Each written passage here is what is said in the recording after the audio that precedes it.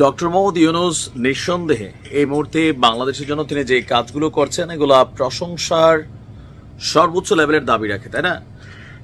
বিশেষ করে বাংলাদেশকে বিনিয়োগের একটা ক্ষেত্র হিসাবে তিনি ওয়ার্ল্ড ওয়াইড পরিচিত করার ট্রাই করছেন। ইভেন তার যে টিম আছে তারা যথেষ্ট ভালো কাজ করছেন। মাঝে মাঝে হয় কি, নেতা ভালোই থাকে কিন্তু যারা কর্মী থাকে এরা নেতারে খারাপ বানাই ফেলে। আর এই ভূমিকায় বাংলাদেশে যখন যেই সরকার ক্ষমতায় থাকে আমাদের জাতীয় গণমাধ্যমগুলোর কিছু তেলবাজি দেখলে মাঝে মাঝে নিজের কাছেই খারাপ লাগে যে এরাই সম্ভবত রাষ্ট্রপ্রধানগুলারে মিসগাইডেড করে ফেলে। শেখ হাসিনার পতনের প্রথম ধাপটা ওই ফারজানা রূপা না রূপা হক খেয়াল আছে তো? একটা প্রশ্ন এমন ভাবে করছিল, সেখান থেকে কিন্তু শুরু হয়েছিল। তা আজকে আমি কেন কথা বলছি, ভিডিওর টাইটেল আমরা দিয়েছি যে ঝড়ে বক মরলো আর কবিরাজের কি হইল, কারিশমা বা তেল স্মৃতি দেখা গেল। বাট আমরা দিয়েছি ডক্টর ইউনূসের নাম হইল। আসুন কেন, সারা বিশ্বব্যাপী ডোনাল্ড ট্রাম্প গেল কয়েকদিন আগে বিভিন্ন পরিমাণে শুল্ক আরোপ করেছিল। এর মধ্যে বাংলাদেশ একটা দেশ যেটা ওজনের তুলনায় বেশি শুল্ক পড়ে গেছিল, 37%। তখন আমাদের ডক্টর ইউনূস তিনি থাইল্যান্ডের ব্যাংককে ছিলেন বিমস্টেক প্রোগ্রামে। সেখান থেকে বাংলাদেশকে একটা মেসেজ দিলেন যে তোমরা টেনশন করো না, আমি বিষয়টা ডিল করব। তিনি কথা রাখলেন, দেশে আসলেন, যথারীতি ডোনাল্ড ট্রাম্পকে একটা চিঠি পাঠালেন যে আগামী 3 মাসের জন্য আপনি এই শুল্কটা মাফ করে দেন বাংলাদেশে।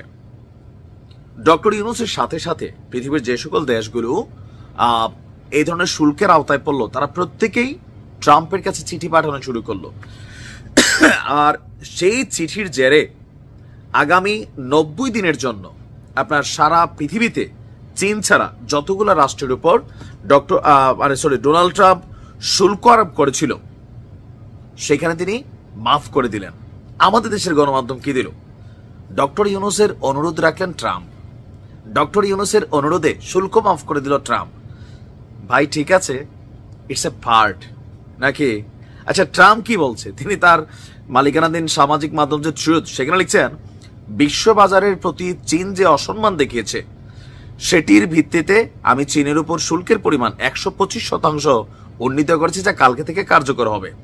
এছাড়া অন্যান্য দেশগুলোর উপর আরোপ করা পারস্পরিক শুল্ক 90 দিনের জন্য স্থগিত করার বিষয়টিও তিনি বলছেন যে বিপরীতভাবে 75টিরও বেশি দেশ যুক্তরাষ্ট্রের বিভিন্ন সংস্থার প্রতিনিধিদের বাণিজ্য বাধা, শুল্ক, মুদ্রা জালিয়াতি ও আর্থিক শুল্ক নিয়ে আলোচনার জন্য রেখেছে এবং এই দেশগুলো আমার শক্তিশালী পরামর্শের ভিত্তিতে যুক্তরাষ্ট্রের বিরুদ্ধে কোনো পাল্টা ব্যবস্থা নেয়নি, তাদের জন্য আমি শুল্ক 90 দিনের জন্য স্থগিত করেছি এবং পারস্পরিক শুল্ক 10% নামিয়ে এনেছি, যা তাৎক্ষণিকভাবে কার্যকর হবে। বিষয়টিতে মনোযোগ দেওয়ায় আপনাকে ধন্যবাদ। তো আমরা আগে থেকেই 15% দিতাম। ট্রাম্পের বক্তব্যটা কি, সব রাষ্ট্রকে এটা মাফ করা হয়েছে আগামী 90 দিনের জন্য, বাংলাদেশও পাইছে।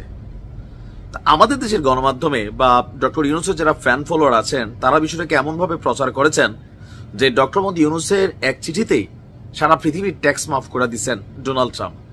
দেখেন, আমাদের চিঠিটারও ভ্যালু আছে। ডক্টর ইউনূস তিনি বাংলাদেশকে এই মুহূর্তে লিড করেন, সেই জায়গা থেকে তিনি চিঠি দিয়েছেন, এটা তার দায়িত্ব, ঠিক কিনা?